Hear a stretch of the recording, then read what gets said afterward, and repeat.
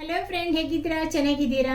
ಇವತ್ತು ನಾನು ಈರುಳ್ಳಿ ಗೊಜ್ಜು ಮಾಡ್ತಾ ಇದ್ದೇನೆ. ಈರುಳ್ಳಿ ಗೊಜ್ಜಿಗೆ ಕೊತ್ತಂಬರಿ ಬೀಜ ಮತ್ತು ಹಸಿಮೆಣಸು, ಬೆಳ್ಳುಳ್ಳಿ ಮತ್ತು ಇದು ನೆರಗಡಲೆ ಬೀಜ, ಇದನ್ನು ನಾನು ಫಸ್ಟ್ ಎಣ್ಣೆಯಲ್ಲಿ ಫ್ರೈ ಮಾಡ್ಕೊಳ್ತೀನಿ. ಇವಾಗ ನಾನು ಎಣ್ಣೆ ಹಾಕ್ಕೊಂಡಿದ್ದೇನೆ. ಫಸ್ಟು ಕೊತ್ತಂಬರಿ ಬೀಜ ಹಾಕಿದ್ದೇನೆ, ಆಮೇಲೆ ಕಡಲೆ ಬೀಜ,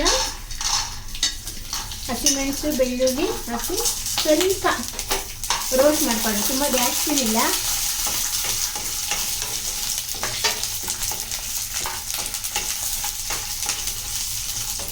ಸ್ವಲ್ಪ ರೋಸ್ಟ್ ಮಾಡಿ ಒಂದು ತಟ್ಟೆಯಲ್ಲಿ ತೆಗೆದಿಟ್ಕೊಳ್ಳೋಣ. ಇದನ್ನು ಇವಾಗ ನೋಡಿ ಆಗಿದೆ. ಇದು ಗ್ಯಾಸ್ ಆಫ್ ಮಾಡ್ಕೊಳ್ಳೋಣ. ಇವಾಗ ಇದು ಫ್ರೈ ಆಗಿದೆಯಲ್ಲ, ಇದನ್ನು ಸ್ವಲ್ಪ ಮಿಕ್ಸಿಯಲ್ಲಿ ಒಂದೇ ಸಲ ಗ್ರೈಂಡ್ ಮಾಡ್ಕೊಳ್ಬೇಕು. ತುಂಬ ನೈಸ್ ಮಾಡೋಂಗಿಲ್ಲ, ಸ್ವಲ್ಪನೇ ಅದು ಇದಾಗಬೇಕು. ಸ್ವಲ್ಪ ಜರಿ ಜರಿ ಇದ್ರೆ ಚೆನ್ನಾಗಿರುತ್ತೆ. ಇವಾಗ ನಾನು ಗ್ರೈಂಡ್ ಮಾಡ್ತೀನಿ. ಇವಾಗ ಒಗ್ಗರಣೆಗೆ ಇಟ್ಟಿದ್ದೀನಿ. ಒಗ್ಗರಣೆಗೆ ಸಾಸಿವೆ ಹಾಕ್ಕೊಳ್ಬೇಕು.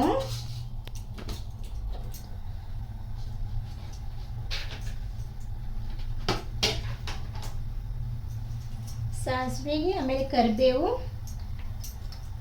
ಸ್ವಲ್ಪ ಪಟ ಅಂದ್ರ ಮೇಲೆ ಕರಿಬೇವು ಹಾಕಬೇಕು.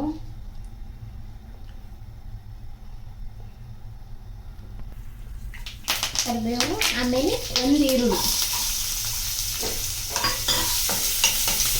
ಇದನ್ನು ಸ್ವಲ್ಪ ಫ್ರೈ ಮಾಡ್ಕೊಳ್ಬೇಕು. ಇವಾಗ ನೋಡಿ ಸ್ವಲ್ಪ ಬ್ರೌನ್ ಆಗಿದೆ. ಇವಾಗ ಇದರಲ್ಲಿ ಉಪ್ಪು, ಹಳದಿ, ಗರಂ ಮಸಾಲ, ಮಿರ್ಚಿ ಪೌಡರ್ ಸ್ವಲ್ಪ ತಗೊಂಡಿದ್ದೇನೆ, ಕೆಂಪು ಮೆಣಸು, ಯಾಕಂದರೆ ಇದರಲ್ಲಿ ಹಸಿಮೆಣಸು ಹಾಕ್ಕೊಂಡಿದ್ದೆನಲ್ಲ ಅದಕ್ಕೆ ಸ್ವಲ್ಪ ಹಾಕ್ಕೊಂಡಿದ್ದೇನೆ. ಇವೆಲ್ಲ ಹಾಕಿ ಒಂದ್ಸಲ ಫ್ರೈ ಮಾಡ್ಕೊಳ್ಬೇಕು. ಇವಾಗ ಇದು ಮಿಕ್ಸಿಯಲ್ಲಿ ರುಬ್ಕೊಂಡಿದ್ದುಂಟಲ್ಲ, ಎಷ್ಟು ಅಂದರೆ ಸ್ವಲ್ಪ ನೋಡಿ, ಇದು ಅಷ್ಟು ನೈಸ್ ಮಾಡ್ಕೊಂಡಿಲ್ಲ.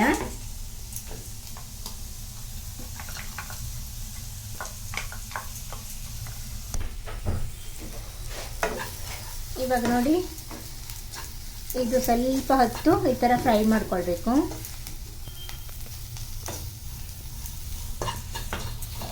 ಇದು ಆಗಿದೆ. ಇವಾಗ ಇದನ್ನ ಆಫ್ ಮಾಡ್ಕೊಳ್ಳೋಣ. ಇವಾಗ ನೋಡಿ ಇದು ಮಸಾಲ ರೆಡಿಯಾಗಿದೆ. ಇದಕ್ಕೆ 1 ಕಪ್ಪಷ್ಟು ದಹಿ ಹಾಕ್ಕೊಳ್ಬೇಕು, ಮೊಸರು ಹಾಕ್ಕೊಳ್ಬೇಕು. ಇದನ್ನ ಚೆನ್ನಾಗಿ ಮಿಕ್ಸ್ ಮಾಡ್ಕೊಳ್ಬೇಕು. ಇದು ಅನ್ನ ಜೊತೆ ಚೆನ್ನಾಗಿರುತ್ತೆ.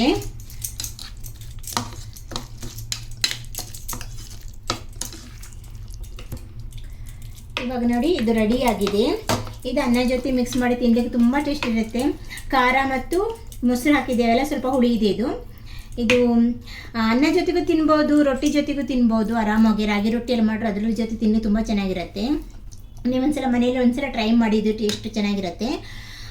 ಈ ವಿಡಿಯೋ ನೋಡಿದ್ದಕ್ಕೆ ತುಂಬ ಧನ್ಯವಾದಗಳು. ನನಗೆ ಲೈಕ್ ಮಾಡಿ, ಆಮೇಲೆ ಫಾಲೋ ಮಾಡಿ, ಆಮೇಲೆ ಶೇರ್ ಮಾಡಿ ಎಲ್ಲರಿಗೂ. ದಯವಿಟ್ಟು ವಿಡಿಯೋ ನೋಡಿ ಲೈಕ್ ಮಾಡೋದನ್ನು ಮಾತ್ರ ಮರಿಬೇಡಿ.